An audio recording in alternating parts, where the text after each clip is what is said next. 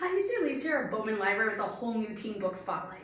So for this week in our 2020 summer reading program, Oceans of Possibilities, our theme for this week, our new badge for this week is Possibilities into the Unknown.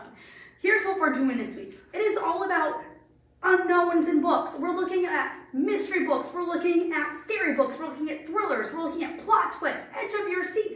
And what I love about these types of books is they can be so many cross genres. You can have an historical that is also scary. You can have a mystery that is filled with suspense. You can have a fantasy that will have you on the edge of your seat with an epic plot twist. So we have 6 amazing books we're going to take a look at. So let's get started.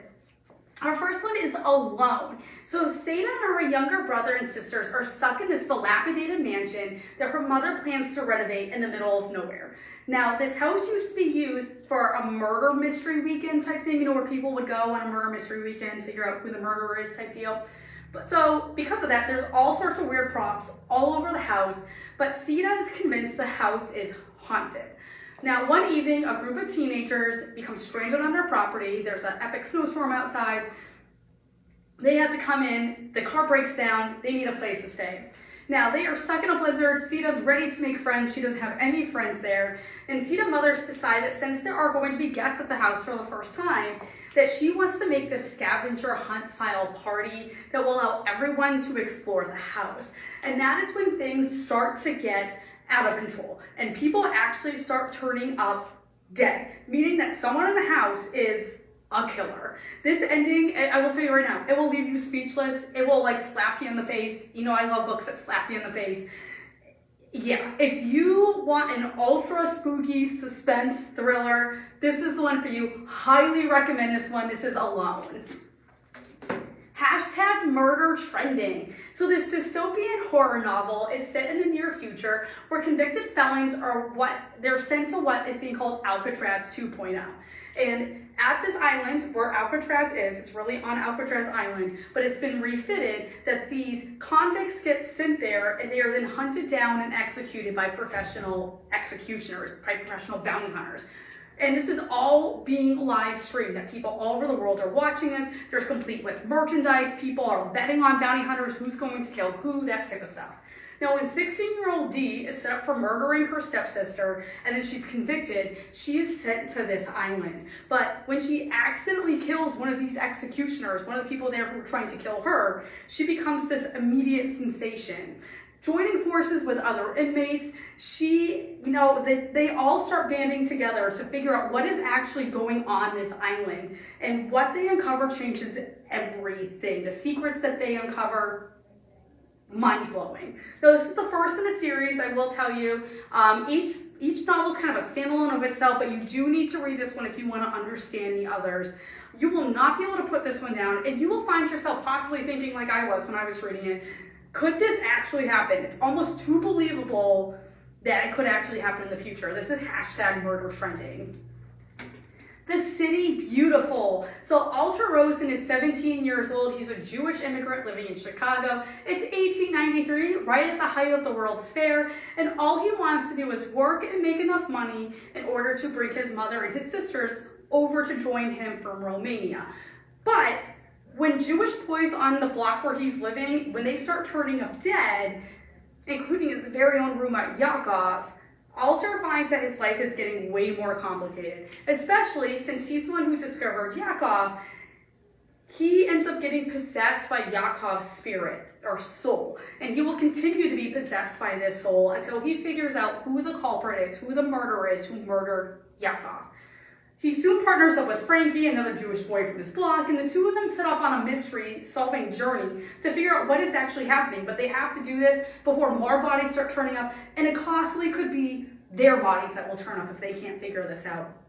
So, an amazing story, but please note, there is some dialogue which features some racist, anti-Semitism, like terms, language, names, as well as there's some pretty graphic depictions of violence.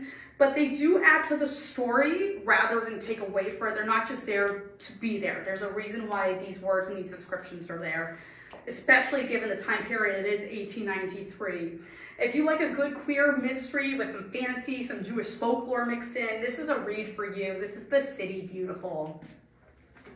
these deadly games. So 16-year-old Crystal and her friends, they form a team of competitive esports players, and they are getting ready for this upcoming statewide tournament in which if they win this tournament, it could change their life with the amount of money they could win, plus the recognition, plus they would get to then move on to the national competition. It is putting a strain on all of their friendships and relationships though, as there can only be 5 people that are allowed to enter the competition on a team, and there are 6 of them in their group, so one person's gonna have to stay behind. So it's kind of putting a strain on how they're figuring out how this is gonna work. Now, Crystal is already stressed about making team, there's some family issues going on, and then everything all of a sudden gets super more intense when she gets this text message telling her that her younger sister has been kidnapped and that she will be killed unless Crystal will follow all the directions that are told to her by this unknown person who's texting her. And to make it seem like this is real, she gets a video message that her sister has indeed been kidnapped. Now, Crystal can't tell anyone. She has to do everything that she needs to do. She can't turn to say no. She's gonna have to do this in order to save her sister. So accepting the challenge in order to get her sister back, Crystal then starts out on this journey which will have real life consequences that both you as the reader as well as Crystal will not see coming. And when it all comes together, it's like this epic cat and mouse game that will have you on the edge of your seat as you're going through this suspenseful thriller along with Crystal in real time with her. You will be trying to figure out what is going to come next. Is this honestly really happening? All while trying to figure out who the person is behind this deadly game, because it will be a deadly game, I will tell you that. Everyone in her group, her friend group, she thinks they have a reason for doing this, especially with this upcoming esports tournament coming up. Yeah, this will keep you turning the pages as fast as you can on the edge of your seat. If you're like me, you will stay up reading to try to get to the end. If you like a good psychological suspense-filled read, this is one you have to check out this summer. This is These Deadly Games. Bluebird. So it's 1946 and World War II was just ended. But for Ava Gerst and her nonverbal friend Bridget, life is just starting over for them as they've come to the United States as German refugees. And they're kind of already automatically looked down upon because they're not Jewish German refugees. They're just German refugees. In the United States, they are not looked at all that well. But they are welcomed and greeted by the American Friends Service Committee, whose job it is to give them housing and food and board, like that type of stuff, until they can find a job and get on their feet in the United States. But Ava is carrying a secret with her that she cannot let anyone know. The only reason why she has been allowed to become a refugee, to come to the United States, is because her father is this well-known top Nazi doctor who was running experiments on people, on prisoners at concentration camps. And she's made a deal with the United States government. The United States government wants her father. They want her to find him. He's rumored to be in the United States, and they want her to turn him in to them. That's the only reason why she's been allowed to come over to the United States.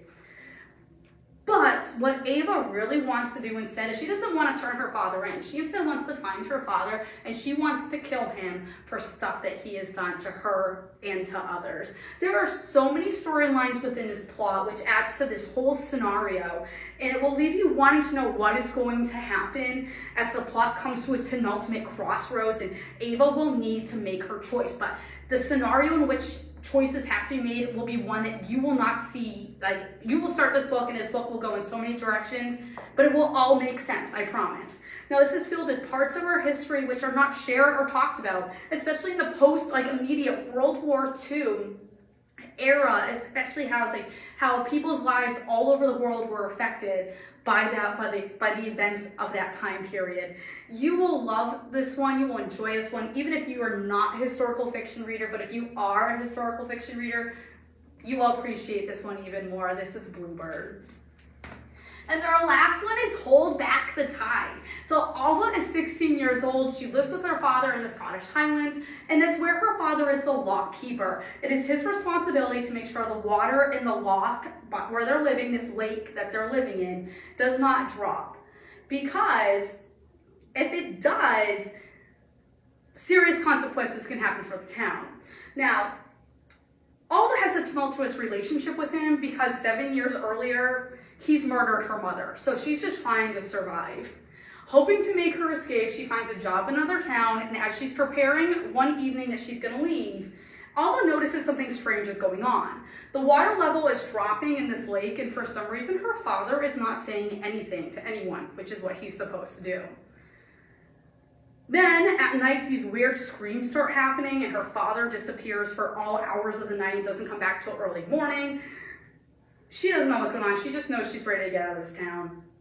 On the evening, though, before she's supposed to leave, Alma heads into town to celebrate, but when she arrives back home late that evening, she is faced with something she never could imagine, and it's going to change everything. If you love horror, fantasy, action, adventure mystery, there's even a little bit of romance in it, but it's not the story. You have to read this book. This one is one of my favorites from last year. I love this book. I will tell anyone to read this book. It is amazing. Love this one. This is Hold Back the Tide. So these are just 6 of the books that we have here. They're all about the possibilities into the unknown. So I encourage you to come on out, check out one of these, or read a book that's like it, so that way you can start working your way to earning that possibilities into the unknown badge, which you can log right on Beanstack to get your tickets, your prizes, your books, all that type of stuff. So I hope you tune back next week when you have a whole new teen book spotlight, and I hope you have an amazing week.